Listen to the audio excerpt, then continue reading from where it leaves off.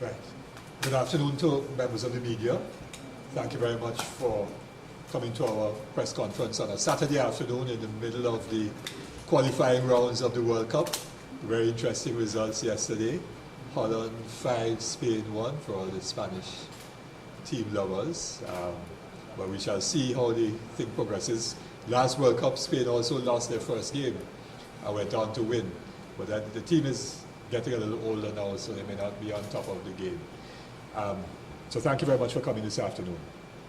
Today we want to officially launch this media conference at our party headquarters here in San Fernando, St. Joseph Road, San Fernando, our policy document. Our policy document was first presented as a draft at the party congress which we held in March, which was some 3 months ago. At that time we indicated that we'll be presenting our policy document as a draft. The document today remains a draft, but it is considerably enlarged upon from the March presentation. We're presenting as a draft because we believe that the process by which policy is developed in a country ought to be as participatory as is possible. And we say so not just for the benefit of government, but as a party that is aspiring to be in government, we need to demonstrate that and walk the talk from now. And therefore, by presenting our document as a draft, we will be going out to various organizations, interest groups, civil society, ranging from labor to business, women, youth, community-based, faith-based organizations, NGOs, professional bodies, and so on, to share with them our policy ideas and to seek their inputs.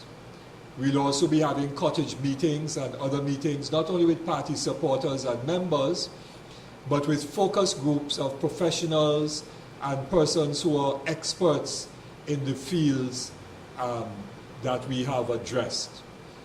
And through this process, within a period of 3 months or so, we would then have a completed document which will reflect not only our ideas, because we are not the repositories of all wisdom. We don't know and have the solutions to all of the country's problems within our party membership.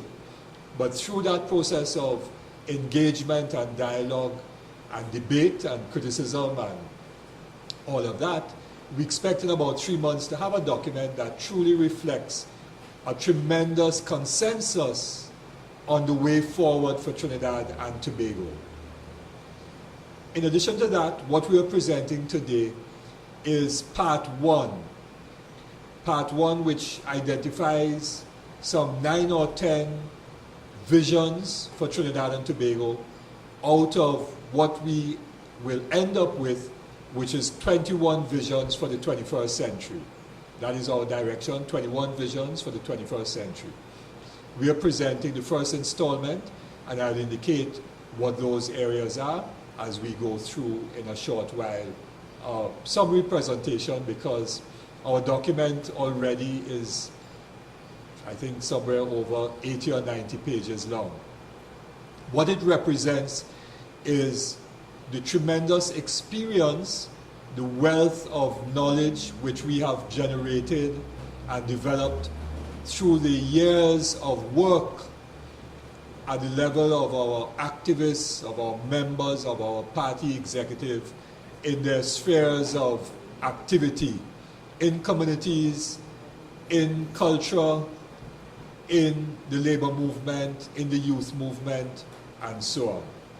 So that what we have is not just bullet point proposals to resolve the problem, but a very serious analysis and critique of the country's problems. Because you cannot present ideas on the way forward if you're not aware of the nature of the problems and the historical context in which we operate. And so MSJ today is presenting ourselves through this first installment of our policy document. We are presenting ourselves as a real and serious alternative to the nonsense that passes for party politics and for governance in Trinidad and Tobago. I want to also say that we have absolutely no difficulty in having as one of the sub-themes of our policy document challenging the status quo so that we could bring about real change, meaning real benefits for every single citizen of Trinidad and Tobago. We are not afraid of saying we must challenge the status quo because it cannot be business as usual. And as we proceed, hopefully you will appreciate why it cannot be business as usual in this country. All of those parties, therefore, that are saying that they will simply do the same thing over and over again are not only fooling the people, but they're also fooling themselves. As the old saying goes, if you try and do the same thing with the same result, or expecting rather a different result, then that is a sure sign of madness. And we are not about that whatsoever. So we are prepared to challenge the status quo, which is one of the characteristics which make MSJ different. So I'm just going to take you through some of the sections that we have identified. Because as I said, I can't take you through 80 pages. It will require several hours, and I know the sound bites will not provide for that whatsoever. So the first section that we have addressed is that of culture and attitudes. How do we bring about real change in this country? How does a culture, as Lloyd Best said, escape from itself? The politics of ethnicity, we are confronting these things straight up, where political parties, the two main parties, have based their mass support on race and in some cases on religion, which is in conflict with building a nation. But it is also not consistent with people's everyday lives, so that people go to work traveling the same taxi or maxi, lined together and so on, regardless of race, regardless of religion, regardless of age, regardless of gender, and so on. But yet when it comes to party and government, we divide ourselves by these factors. How do we deal with the issue of attitudes, the dependency syndrome, where people think that the government must solve every single problem and that they themselves don't have responsibility for some of their own actions. Where, for example, people throw items in a water course in the rainy season. When the rain comes down, water course blocks up, overflows, floods their homes, and then they want to blame this one and that one, not recognizing that they contributed as well to the problems. Where business people build huge buildings without planning approval, and so on and so on. Where ministers don't take responsibility for their actions. You know, it's not me, somebody else was in that video, and that kind of thing. Or where the buck is passed constantly up the line for somebody else to decide. The culture of corruption, and where we are all guilty of saying, all right, I don't want a receipt from the hardware store or wherever, so that we don't get charged, or the car parts place, we don't get charged VAT. Therefore, both the business person and the customer robs the treasury of tax money and so on.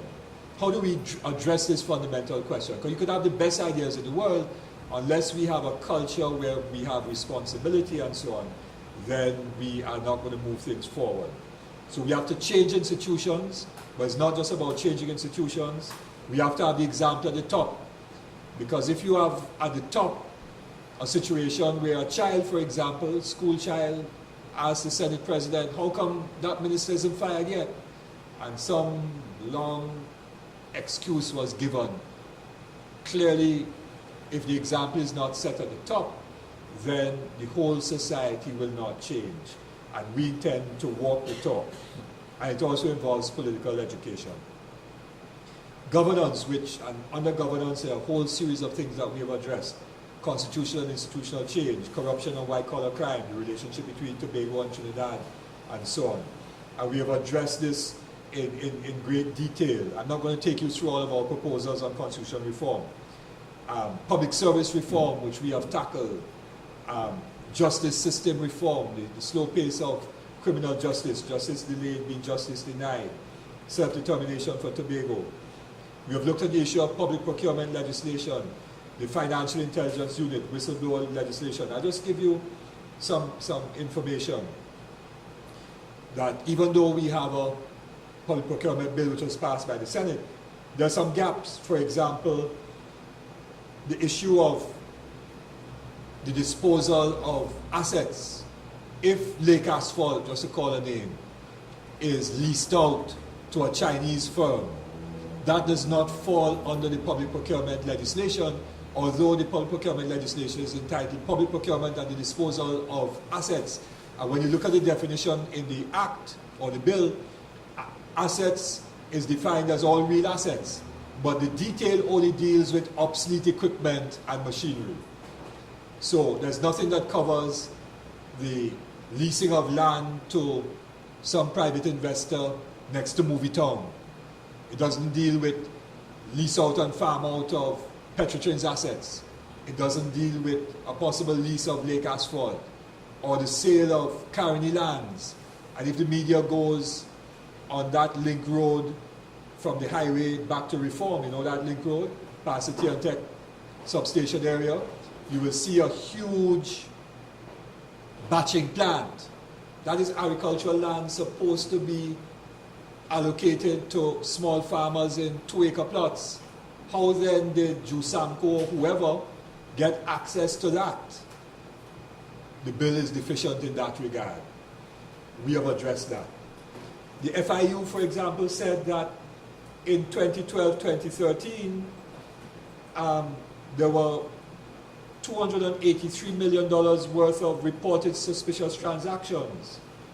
Between 2010 and 2013, the total value of suspicious transactions and activities was $1.7 billion.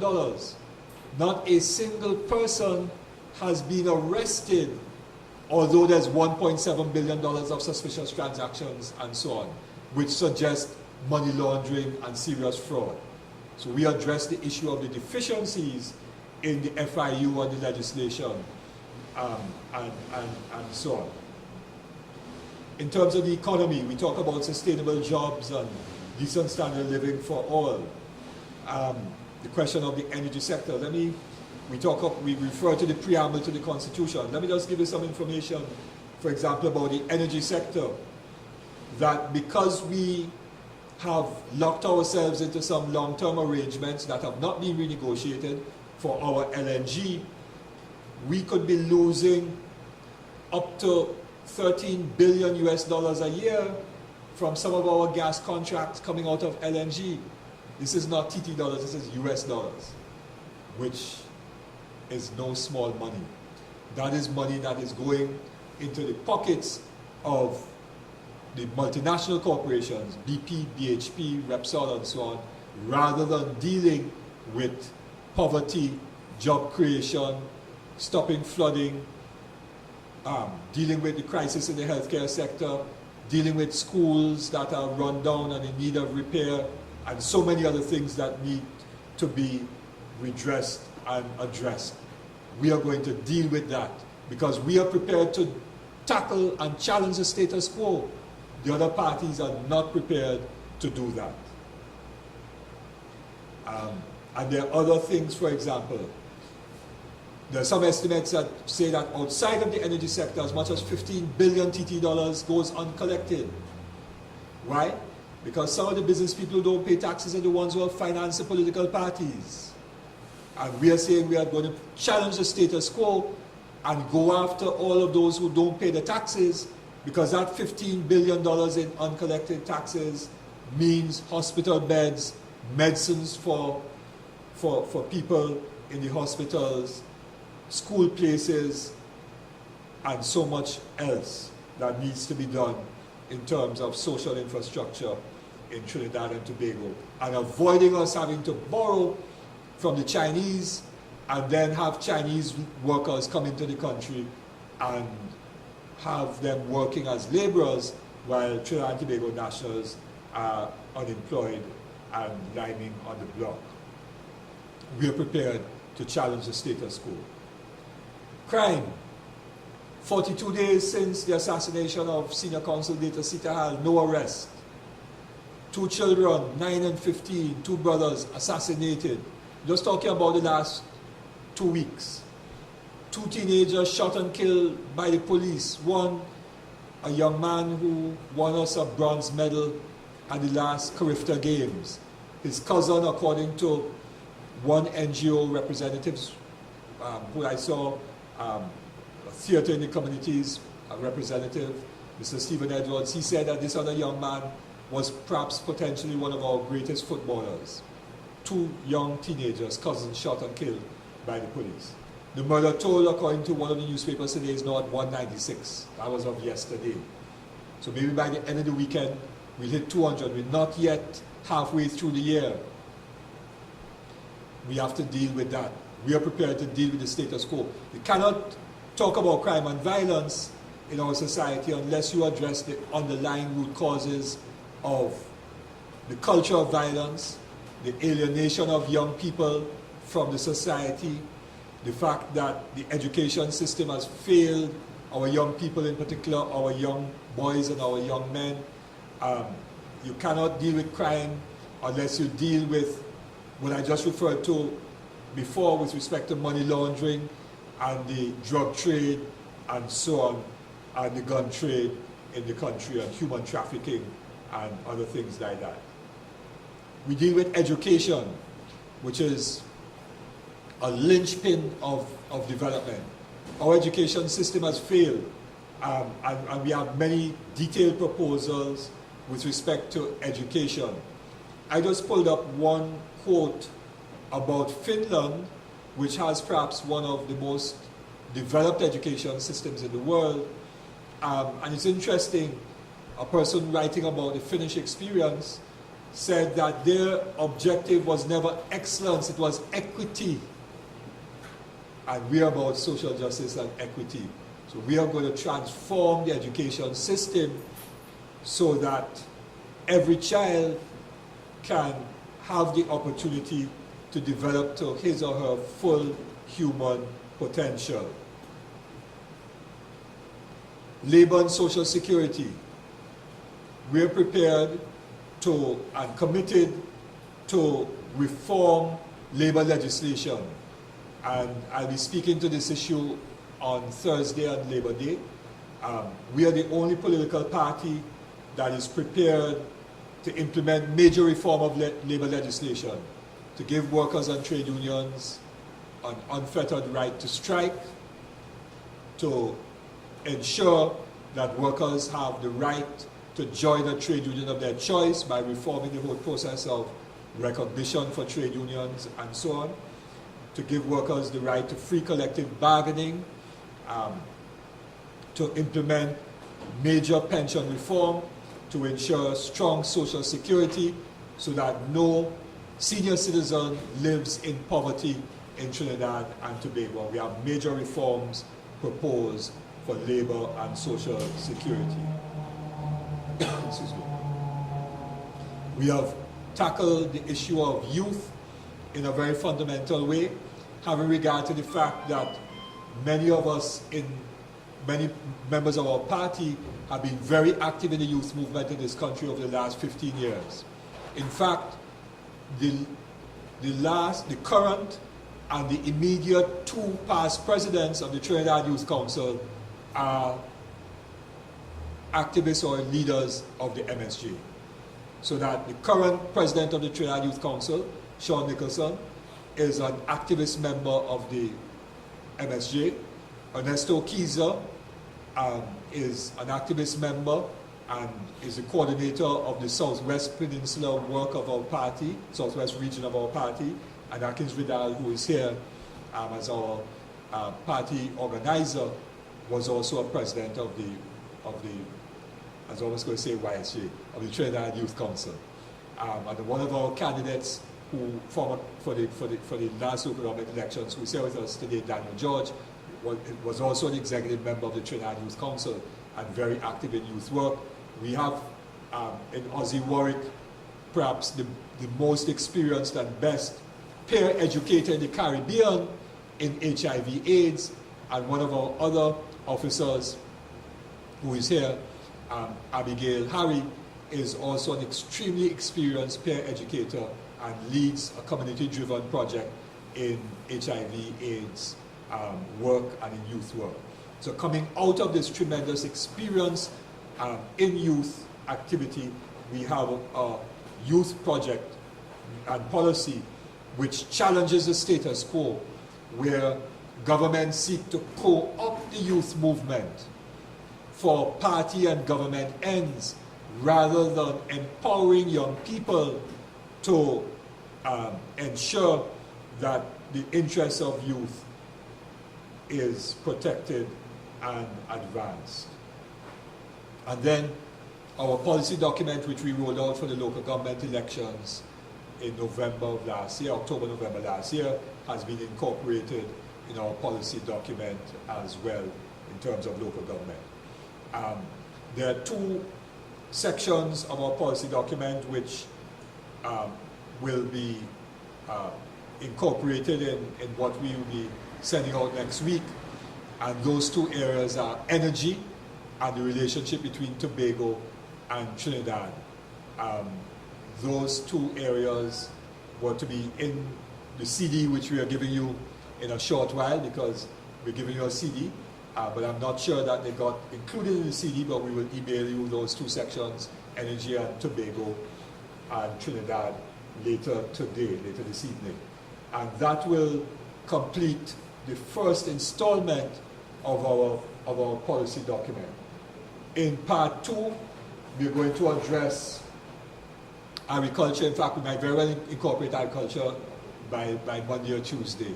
But if not, that'll be in part two. Agriculture, entrepreneurship, because we are very strong on building a culture of entrepreneurship.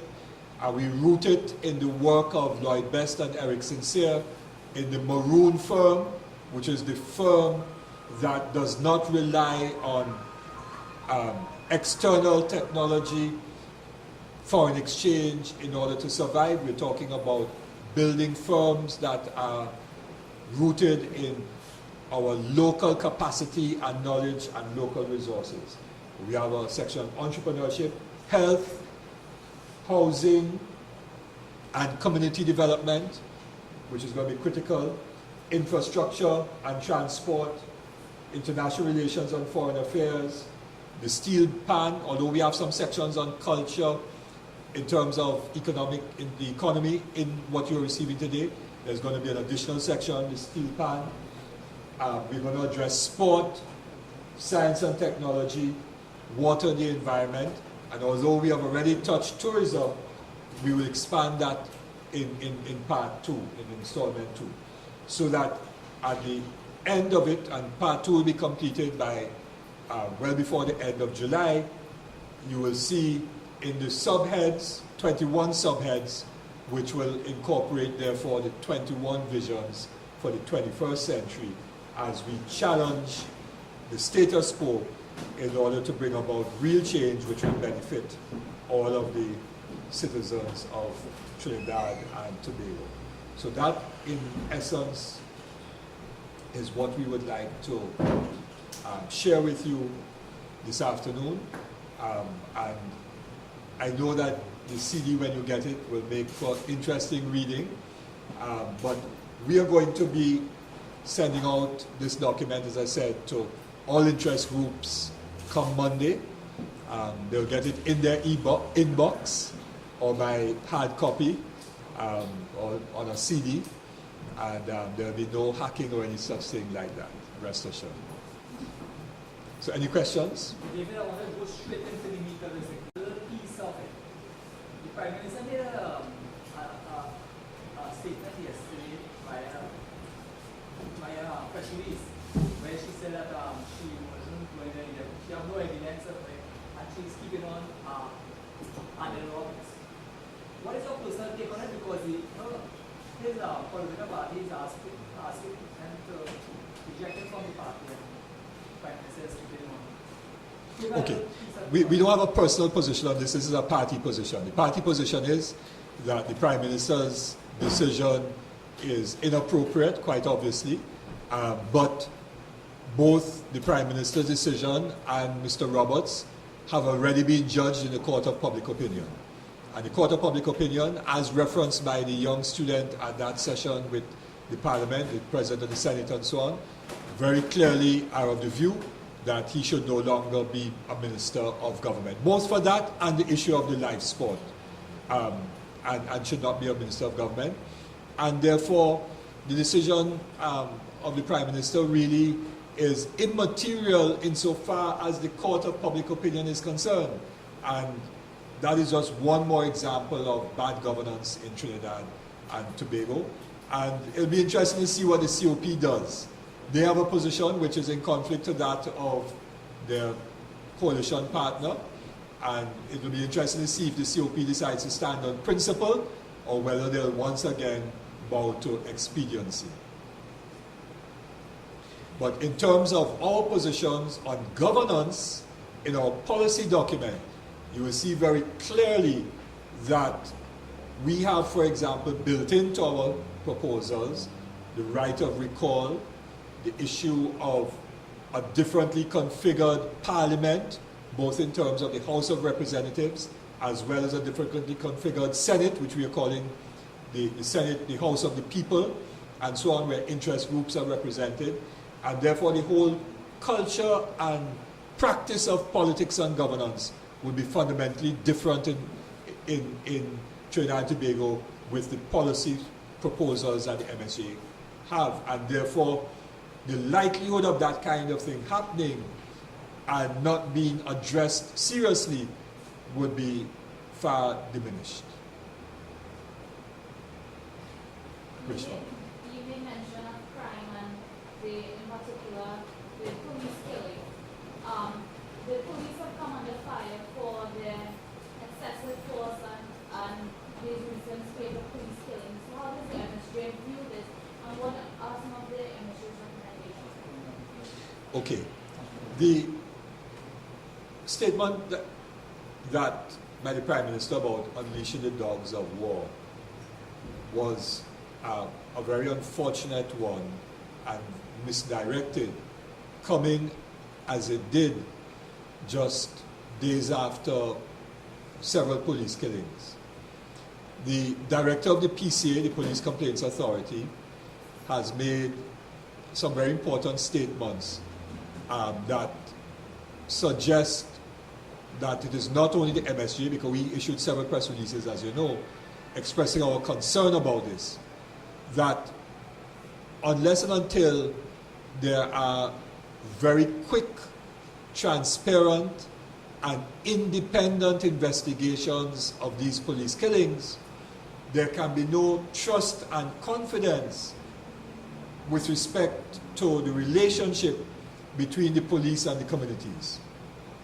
And therefore, the whole idea of community policing, the whole idea of the police needing, as they claim to need, the support of the communities to get information and intelligence on criminal activities that may be taking place and so on, all of that breaks down irretrievably when you have these police killings and there is no speedy, transparent investigation. So that there was a killing in the community of Chagaramas in January, was it, Gregory?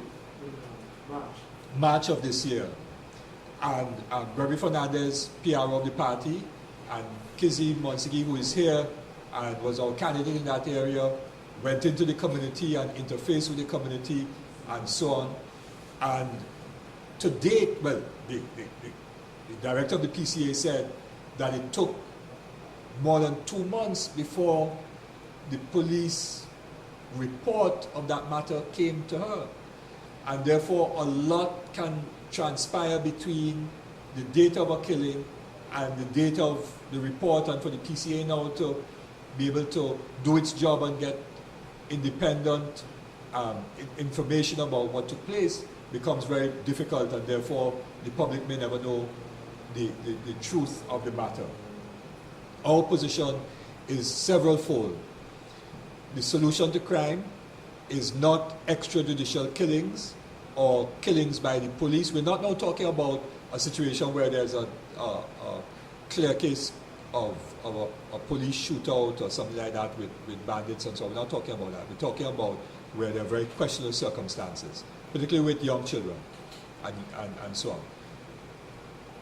That is not the solution. The solution to dealing with crime and violence is twofold. One, proper intelligence and evidence-based police work using forensic methodology and science, supported by a criminal justice system which is fair and efficient, which means reform of legislation, and we deal with that in terms of the judiciary, and repeal of or removal of preliminary inquiries and a whole range of things like that. But it also deals, to solve crime and violence, with the social conditions of the communities in which young people find themselves totally alienated from the rest of the society and therefore become open and susceptible to influence to get involved in lives of crime.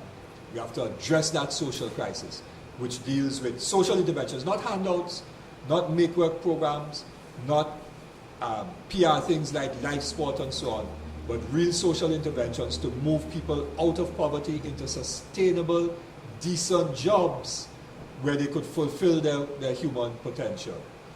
It deals with the education system as well. Those are the things that are required.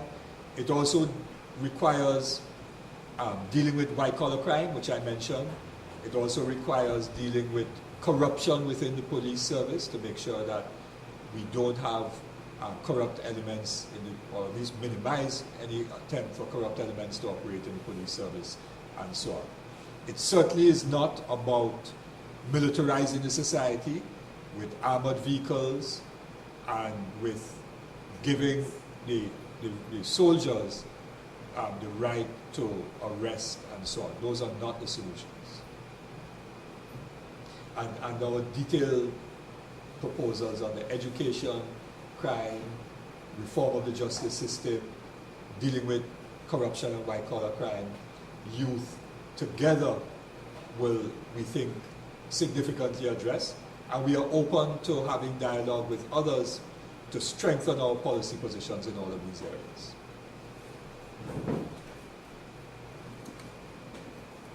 So we try to go a little paperless, right?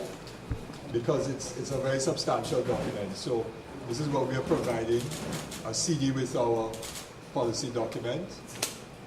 Part 1 is on equity for all, 21 visions for the 21st century.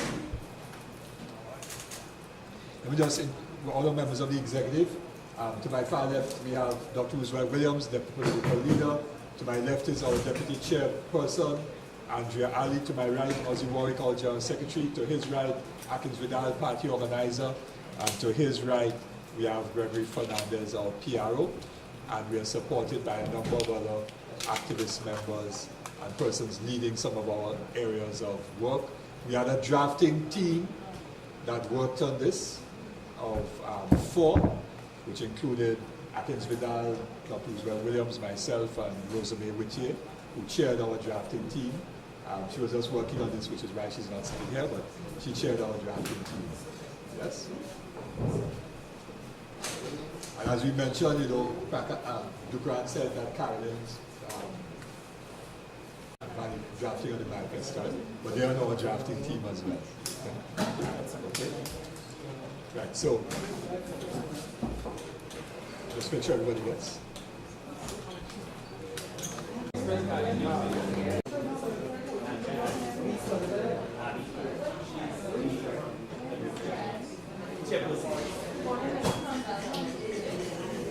Just give it enough time to be read, and then you could keep checking.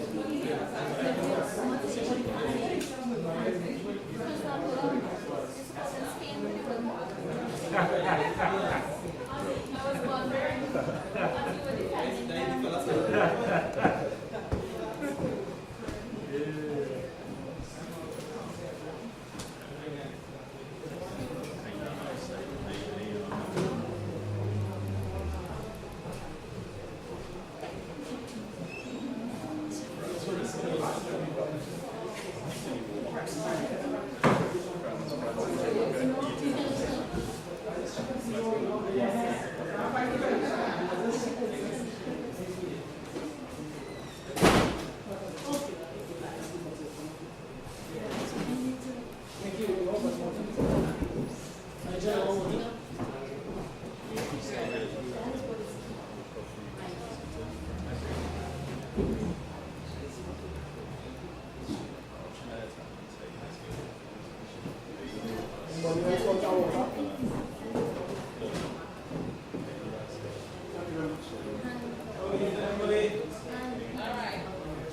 Phil. Happy Father's Day to all fathers. Happy Father's Day.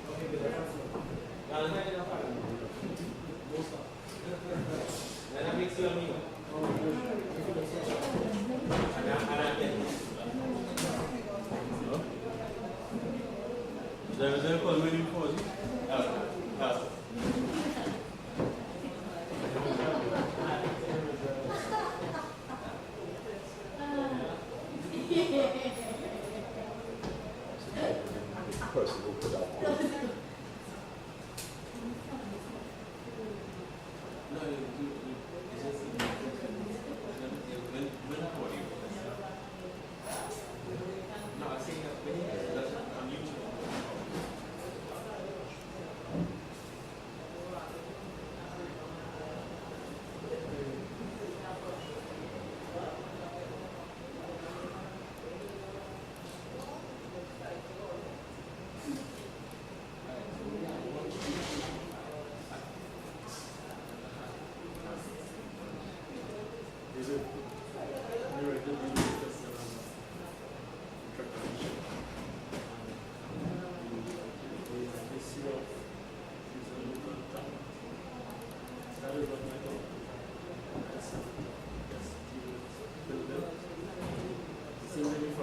I put Trinidad in our proposal. I put Trinidad in our proposal.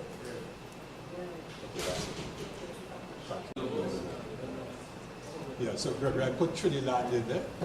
I mentioned it to Pat Bishop.